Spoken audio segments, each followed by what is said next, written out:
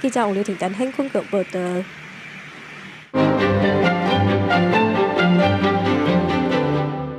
为什么这两件校园事件引起这么大的争议呢？因为针对12岁以下囡仔犯法，其实要遵照少年事件处理法的规定，是有详细的处理原则。今仔解破新闻，咱就参加顺来为咱稍分明。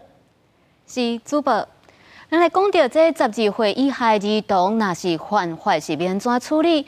因为少年事件处理法修法通过，对2020年的6月19开始，包括像伤害、窃盗，也阁有诈欺、妨害性自主等等，特别互12岁以下囡仔来进入司法庭诉。12岁至18岁的青少年，才会甲因送去少年法庭来审理。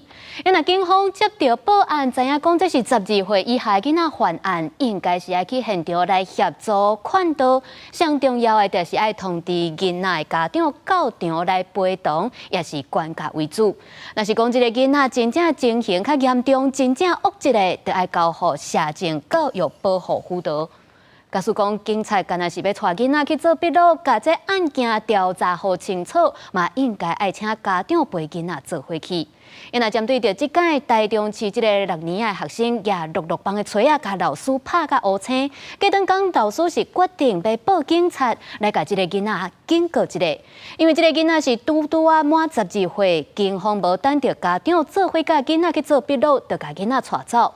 有律师就认为讲，也是应该爱通知家长较合理。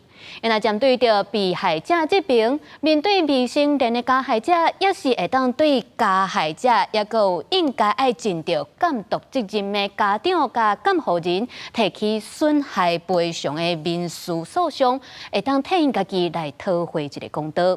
今仔日咱的解破新闻就先讲到这，接下来将镜头交转去给主播。